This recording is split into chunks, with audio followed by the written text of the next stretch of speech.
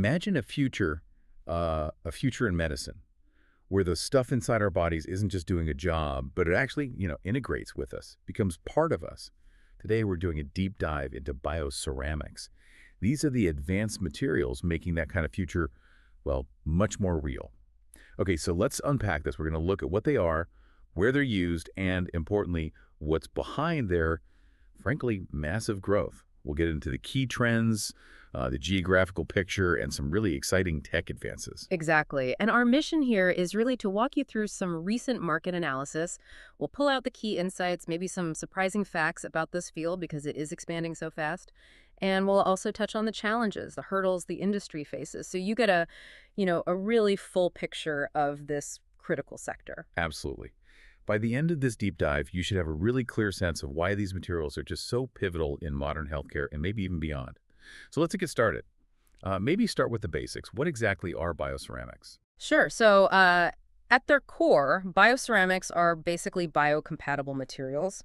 They're specifically engineered, designed to be compatible with the human body. Think ceramic-based compounds, things like alumina, zirconia, maybe hydroxyapatite. And their crucial properties, well, they're strong, really durable, and they have this unique ability to actually integrate with human tissue. Okay, integrate with tissue, not just sit next to it. Precisely. So in medicine, you see them mostly in bone and joint implants. They do a fantastic job mimicking natural bone, and they resist wear really well. And then in dentistry, they're vital. Things like crowns, bridges, dental implants, again. It comes down to that durability and how well the body accepts them. That ability to mimic bone and tissue. That sounds almost sci-fi. Now, here's where it gets really interesting. Like you said, the market, it's surging. Get this, estimated at what, USD 8,124.5 million just this year, 2024. And it's projected to shoot up to nearly USD 14,500 million. That's off 489.9 million by 2032. That's a compound annual growth rate, a CAGR, of 7.5%. Now, that kind of speed, that expansion, it's more than just a big number, right? What's really going on there? Is it just more old people needing hip replacements or something deeper? It's definitely deeper. That's a great way to put it. If we connect this to the bigger picture, sure, an aging global population is a huge factor. And you've got the rise in chronic diseases like osteoporosis, arthritis, plus just generally more surgeries happening each year. And yes, growing demand in dentistry for advanced stuff. Okay. But what's really propelling it is how these things link up with tech advances. The bioceramics themselves are getting better bioactivity, so they interact more effectively with the body. They integrate better with bone. And crucially, we can now customize materials for specific patients. That personalization is key. So yeah, it signals a real shift towards solutions that aren't just functional fixes, but truly integrated, personalized medicine. That makes a lot of sense. Personalized medicine. Yeah. Wow. So with that kind of momentum, what are the key trends we should be watching in this market right now? Well, one of the biggest, no surprise, is that increasing demand in dental and orthopedic applications, specifically implants and prosthetics. And it's not just about replacing parts anymore, it's about enhancing function, really. You see them used for customized bone grafts, specific joint replacements, tailored dental implants. Customized again. Exactly. And the benefits are really clear. They last longer, the body accepts them better, so lower rejection rates. And all this is fueled by, yes, more bone-related diseases, more dental issues, but also this push for minimally invasive surgery, which often relies on these sophisticated materials. That focus on customization and minimally invasive approaches is fascinating. Mhm. What else is standing out as a big trend? Another really significant one is sustainability. There's a definite shift towards more eco-friendly materials.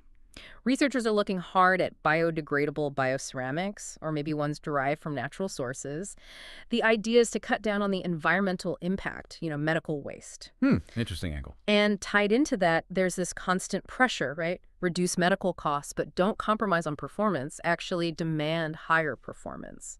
So that's driving development of bioceramics with better mechanical properties, better wear resistance, higher tensile strength, tougher against fractures. It's that classic do more with less challenge. Right, better and greener and maybe eventually cheaper. That's the dream. Okay, so we've got the what and the why and this incredible growth. But is this boom happening everywhere equally? Or are some parts of the world really leading the charge? Let's zoom out a bit, look at the global map. Yeah, it's definitely not evenly spread. It's quite diverse, Yeah. actually. For 2024, North America is still the dominant player. We're talking over 40% of the global market. That's mainly driven by huge demand in the US, advanced healthcare systems, and just generally high awareness of these materials. Yeah, so North America leads. Then you've got Europe holding a pretty significant share too, maybe around 30% this year. Again, established healthcare, big manufacturers based there. And importantly, aging populations in places like Germany, France, the UK, that drives demand for implants. Makes sense for those developed regions. Yeah. But where's the acceleration happening, like the fastest growth? For that, you absolutely have to look at Asia Pacific. The projected growth there is around 10% CAGR between now and 2030. That's significant. It's fueled by healthcare markets really expanding in China, India, Japan. Also, rising rates of bone disorders, dental problems, plus governments are investing more in healthcare infrastructure. So it's a region catching up fast and really setting the pace in some ways. Wow, 10% CAGR in Asia Pacific. That's definitely one to watch. Yeah. Now, okay, bioceramics sound great, but they're not the only biomaterials out there. We've got polymers, metals. How do bioceramics really stack up against those? What's their competitive edge? Good question. So, looking back at 2023 figures, bioceramics had about maybe 35% of the total biomaterials market. Metals were a bit higher, around 40%, and polymers were roughly 25%. But here's the interesting part. That 35% for bioceramics, it's expected to nudge up to 37% just this year, 2024. So you see the trend, the preference is shifting. A slow creep upwards, gaining ground. Why is that? It really comes down to their, superior biocompatibility, how well the body accepts them, plus those excellent mechanical properties we talked about, and their durability. They're just really good at mimicking natural bone and teeth structures. That makes them ideal for implants needing high precision, long-term reliability, and that critical biocompatibility. Yeah. And you see the big players, companies like Corestec, Kyocera, Morgan Advanced Materials, they're pouring money into R&D, forming partnerships, all to push these advantages even further. That market share shift definitely tells the story. Okay, we see the growth, the applications. But what's the engine behind this? What tech breakthroughs are really pushing the boundaries? Yeah, this is where it gets really exciting. First off, nanotechnology. Applying nano-level engineering to bioceramics is creating materials, nanoceramics, with enhanced mechanical strength, much better bioactivity, and they integrate even more seamlessly with tissues. We're talking interaction at the cellular level. Wow, nanoceramics. And then connecting to the bigger picture again, 3D printing. Additive manufacturing. It's completely revolutionizing production. It lets us create highly customized implants tailored precisely to your anatomy, which drastically cuts the risk of rejection. Plus, 3D printing allows for these intricate porous structures that mimic natural bone. That porosity helps cells grow into the implant, promoting better integration, better tissue regeneration. Customized implants printed just for you. Oh. That really was remarkable. Yeah. Anything else on the tech front? Oh, yeah. Another key area is improving bioactivity even further. So developing materials like, say, modified hydroxyapatite, where they engineer the surface, the roughness, the porosity specifically to encourage cells to attach and to speed up the body's natural healing process around the implant. It's about designing materials that don't just passively sit there, but actively help the body repair itself. These advances are incredible. It Yeah. paints a very compelling picture of this, well, bionic future.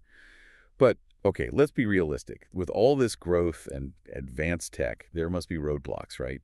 Constraints. What are the main challenges holding bioceramics back from even wider use? You're absolutely right. It's not all smooth sailing. A primary challenge is simply cost, high production cost.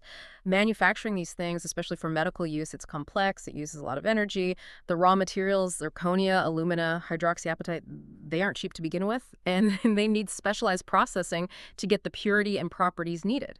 Then add the advanced tech for making the final product, precision machining, sintering, these high temperature processes. It all adds up. And these high costs, well, they can definitely limit how widely they're adopted, especially in healthcare systems that are more sensitive to price. That makes sense. Cutting edge usually means expensive, at least initially. Beyond the money, what about regulations, red tape? Yes, that's the other big one. Regulatory hurdles. Bioceramic implants, anything going inside the body, faces incredibly strict standards. Think FDA in the US, the EMA in Europe. Getting approval is, frankly, a long and expensive process. It involves tons of testing for safety, for efficacy, proving they work long term. This often delays getting products to market and, again, adds a significant financial burden for the companies making them. Plus, regulations aren't static, they evolve, especially in emerging markets. That can create more uncertainty for companies trying to sell globally. What an amazing journey through the bioceramics world. We've covered the basics, the staggering market growth, those cutting-edge innovations, and also the very real challenges like cost and regulation. And hopefully for you, listening, understanding this market gives you a really valuable lens on where healthcare is heading. A future where materials are designed really to work with our bodies seamlessly. It's definitely about more than just market statistics. It's about advancements that can genuinely change lives. Yeah, so what does this all mean for you? As these incredibly advanced, personalized bioceramic solutions become more common, you have to wonder, how will those high costs and tough regulations affect who actually gets access to them around the world?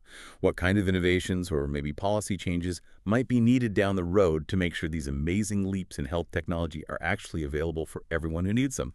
Something to think about. Keep exploring.